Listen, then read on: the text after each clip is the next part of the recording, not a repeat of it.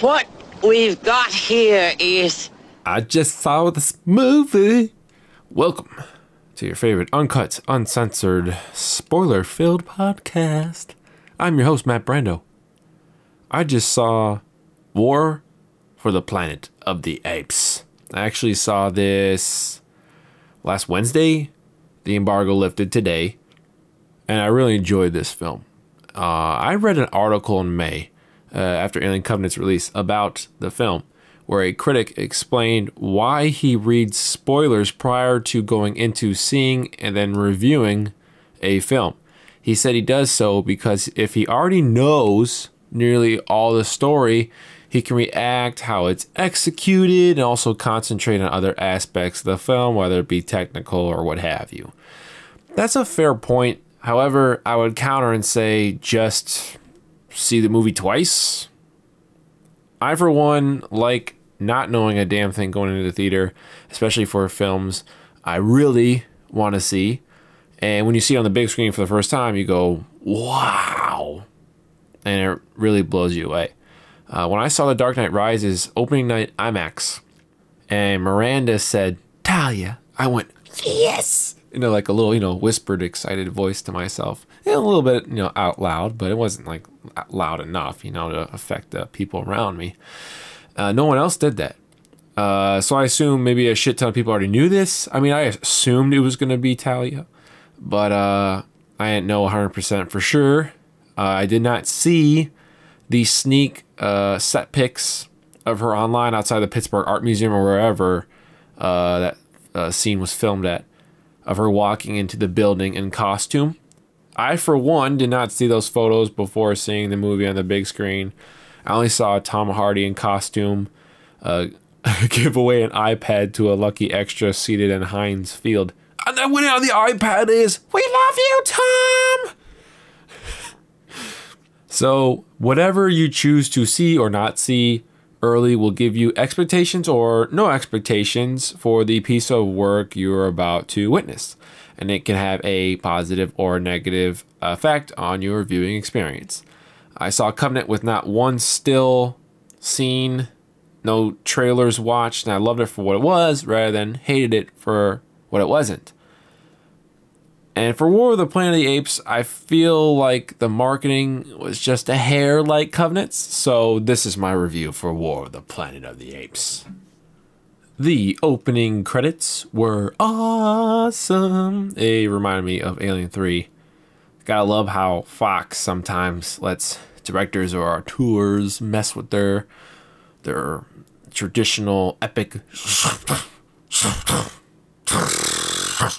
logo and music to fit the style that they want to. Just wait till you see it. You will love it. War follows Caesar as our only protagonist. There are no human protagonists really outside of the little girl you've possibly seen, Nova, for us to follow and attach to. And Nova doesn't even speak.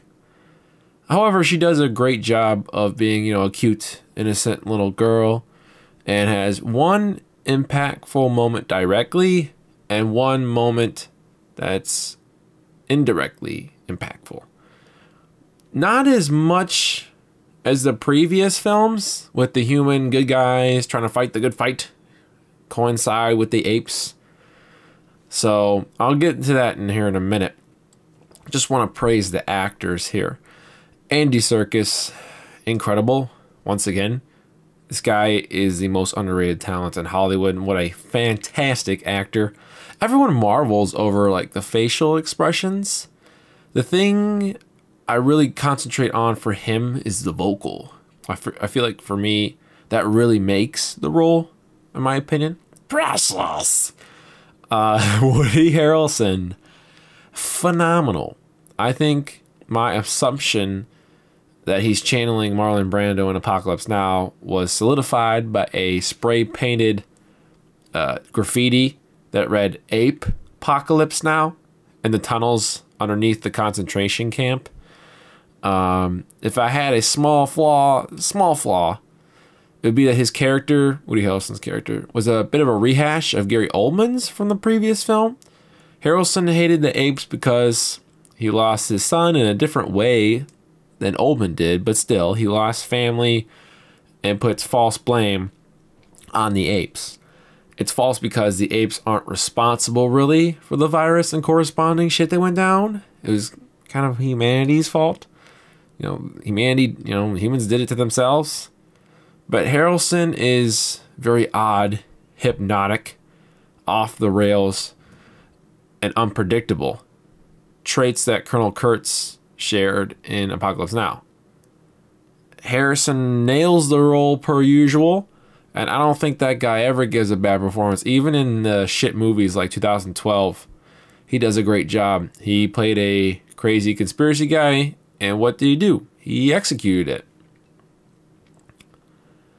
This film's two leads are underrated actors, and whoever is the casting director, you are the man or the woman. Hell, all the trilogy leads, Serkis, Franco, Oldman, Jason Clarke, Woody Harrelson, they're all fantastic, overlooked talents who pretty much have never given a bad performance. Why? Because they're naturally gifted, and they give it their all for the directors. The CG in the film, it might have outdone the last one. It blows my mind that these apes aren't real. CG rarely looks great, and this film has realistic looking creatures. Amazing job by the Post House team. If this is the same team from the previous two films, I see no reason for them to just like keep the sculpts and 3D renders of the apes, the hairs on the body, the face detailing from Rise to Dawn and from Dawn to War, because you can just add in more detail and make it look even better next time.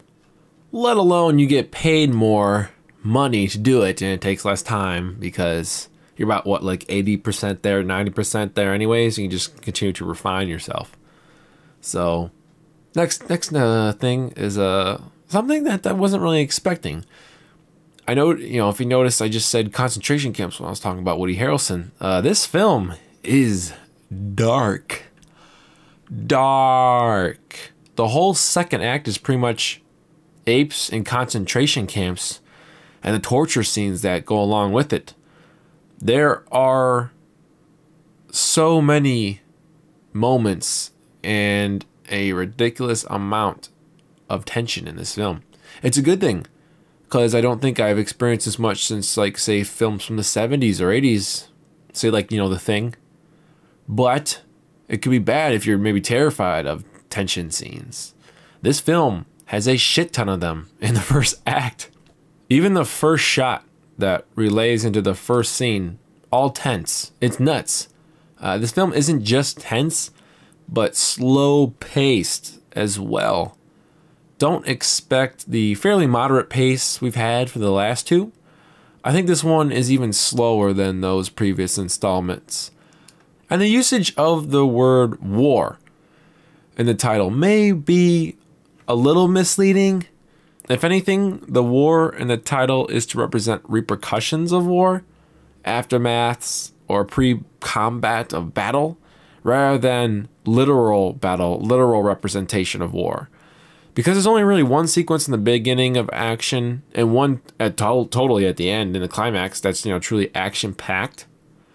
This is more like a psychological war with the concentration camps and the captured slave labor. Even Caesar has a war within himself of Koba haunting him in sporadic hallucinations as Caesar's going through this struggle of who is he? Is he more like Koba, or is he the nice chimp like I have been the past two films, trying to not have a war but try to lean towards forgiveness, etc. etc. The marketing painted it war of the planet, or for the Planet Apes, as this epic conclusion with explosions and literal war and action like that. One of the posters has two tactical formations ready to square off. One side, it's in the background, Caesar's on horseback, a shit ton of apes with bows and arrows ready behind him. facing off in the foreground, and the humans are in the foreground here.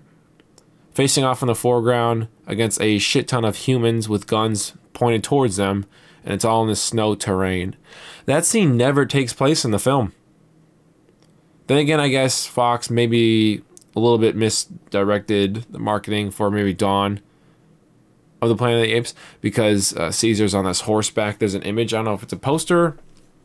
It's definitely a promotional image, but it's Caesar on the horseback, and the horse is up, you know, on its hind legs, and the apes are behind him, and the Golden Gate Bridge is like destroyed, and there's buildings on fire, collapse in the background. I guess I just expected the stakes to be just higher than Dawn as a progression of the trilogy. But all in all, like, the climactic battles of all three films kind of feel the same duration. Maybe Dawn's feels like it's the biggest, most epic out of all three. So I guess I expected, that's why I said my expectations, wars to be maybe just bigger. So I guess it kind of stinks, maybe. But I don't know, when they had Bane facing off against Batman outside the street, and one of the posters for the Battle of Gotham in Dark Knight Rises actually happened in the movie. Here, do I take points off for the misdirection of the marketing? Nah. The only thing that really irks me is there is no heroic human role to attach to.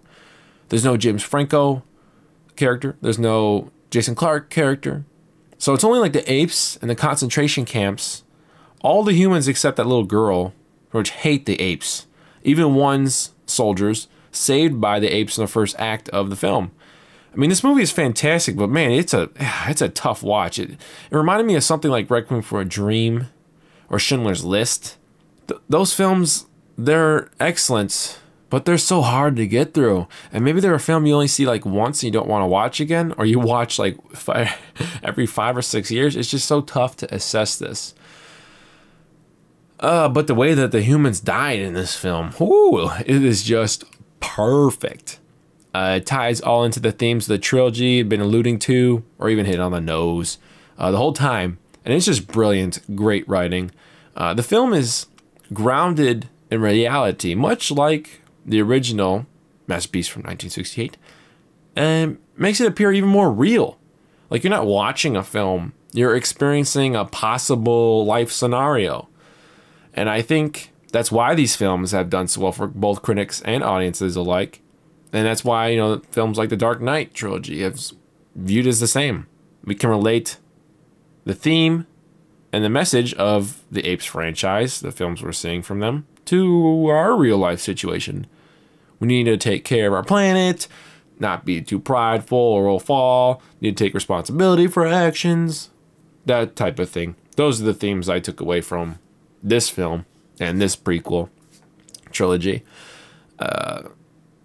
Pretty much what I just mentioned, the Planet of the Apes prequels, Rise, Dawn, War, pretty much unanimously have taken away any negative connotation or attachment that prequels suck, because these films are great. The direction by Matt Reeves is excellent. My favorite choices of his were the humans at the end are looking at Caesar, but Caesar is looking at something in the distance, but the way Reeves sets up the camera and blocks the scene, you don't see what Caesar's looking at until Reeves shows what has Caesar's attention. That is masterclass cinema. He could have easily prematurely ended the moment by having like a point of view shot or an over the shoulder shot of Caesar, or, you know, the object or whatever he was looking at. But Reeves chose to drag out the scene and play it more artistically. And it's something I really appreciate in this day and age of, you know, quick edit cinema. Everything's so fucking quick. And this movie just drags it out, just drags out everything. So, is War the best Planet of the Apes film in these prequels? I would say no. I'd say Rise is. Rise is perfect for me. It's more satisfying than Dawn. I think Dawn's only fault is that fight between Koba and Caesar. It just seems kind of corny to me. It needed to happen for the story, but I don't know about the execution of it. So Rise wins for me still. But War for the Planet of the Apes is still a great film. For now, I'm going to give it an 8 out of 10. It might get like a 9 or a 10, but I mean, for now, I have to be conservative and go 8 because I feel like I enjoyed Dawn overall more, and I gave Dawn an 8. And I think I gave Rise a 10. So I can't give War higher than an 8 if I didn't enjoy it more than Dawn. So I have to give it an 8 too. I don't know. Just go in and don't expect much action. Expect a slow-paced story, and there's one climactic fight at the end. Not as wickedly choreographed or stakes as high as Dawn, but more impactful in the end for the state of the franchise. So I recommend you go see this movie. You might cry. I'm not fucking kidding. You might. The Batman, I think, who Reeves is directing next, is going to be fucking amazing, I think. I can't wait for that one to come out. I can't wait for the Apes prequel trilogy to come on Blu-ray 4K. And I can't wait to whatever else Matt Reeves has up his sleeve next in the future. Because that guy, 110%, has gained my attention. And I am a fan. A fan of him, probably for life. Fan of Woody Harrelson for life. Fan of Andy Serkis for life. So I'm looking forward to whatever Matt Reeves has up next. Even if it's something I thought it wasn't going to be. So, thank you for listening to my review of War for the Planet of the Apes. I hope you go see it, pay money to see this movie. Good shit. Very good filmmaking, and you should support this type of film and film style. And give it a lot of money because, like I said with the Transformers review, people, you vote with your wallets. I think this film will do very well, considering how well it's being reviewed right now. So, I thank you for listening to, I think it was this episode number 8. And I'll catch you on the next one, guys. Bye. End of line. Good luck and congratulations on choosing Senior Press. Regret to have the American ambassador expelled after the incident. U.S. State Department responded